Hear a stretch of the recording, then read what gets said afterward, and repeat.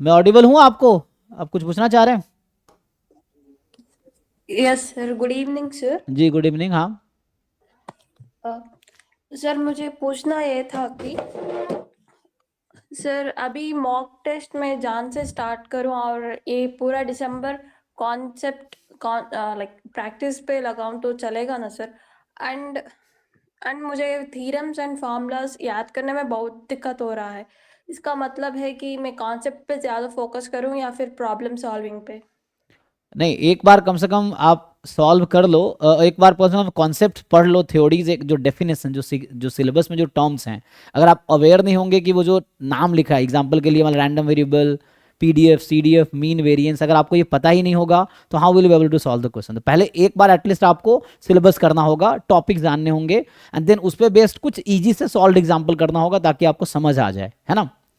तो वो आप प्रॉब्लम सॉल्विंग के थ्रू भी कर सकते हैं। जैसे कोई क्वेश्चन उठाया, अब उसमें जो जो टर्म्स यूज हैं अब उसके बारे में पहले पढ़ लीजिए, फिर वो क्वेश्चन सॉल्व कीजिए, और उसका सॉल्यूशन है तो initially you can take help of the solution, कि कैसे हुआ है उसे सीखना है।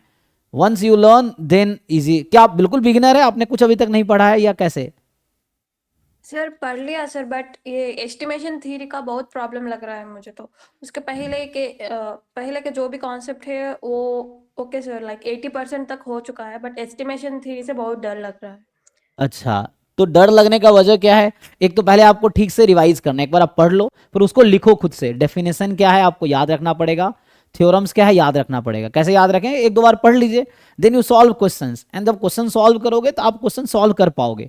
और जो क्वेश्चन सॉल्व नहीं हो पाते, नाउ यू थिंक कि what is in that question जो आप नहीं कर पा रहे हो, तो प्रॉब्लम अगर ढूंढ लोगे ना, एंड देन उस प्रॉब्लम को मतलब उसका आंसर ढूंढ लोगे, जहां प्रॉब्लम है उसको आप सॉर्ट कर लो। तो ऐसे कर करके बहुत सारे क्वेश्चंस करोगे तो आपके बहुत सारे कॉन्सेप्ट्स और खुद ही क्लियर होते चले जाएंगे।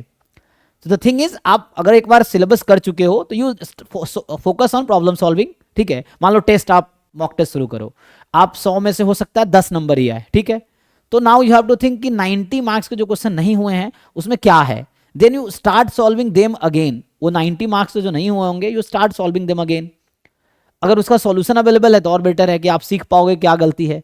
अब जो जो टर्म, जैसे आपको कहीं डेफिनेशन नहीं याद रहा होगा, या थ्योरम्स याद नहीं रहा होगा, या आपने कैलकुलेशन मिस्टेक किए होंगे, या कैलकुलेशन कर ही नहीं पाए होंगे, तो वो प्रॉब्लम ढूंढना है और वन बाय वन सॉर्ट करना है। तो ये प्रोसेस है, तो you have to go through. तो अगर आप सिलेबस ओवरऑल कर रखे हो एक बार, तो now you try to solve as much question as you can solve, and learn from each unsolve question. जो आपसे नहीं होता है उससे आप सीखो कि क्या गलती है, देन उसको सॉर्ट करते जाओ। तो ये लर्निंग प्रोसेस है, ऐसे ही होता है, हमने भी ऐसे शुरू किया है।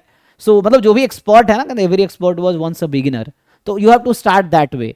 तो याद नहीं होता तो कोई दिक्कत नहीं, नोट अपने पास रखो, then you can read the note. अब जो क्वेश्चन सॉल्व कर रहे हो तो यू कैन सी नोट्स की क्या यूज होगा। जैसे हम लोग भी कई बार फंसते हैं, याद नहीं तो हम बुक देख लेते हैं कि कौन सा थ्योरम यूज होगा, कौन सा फॉर्मूला यूज होगा, तो हम वो भी कर सकते हैं, ठीक है?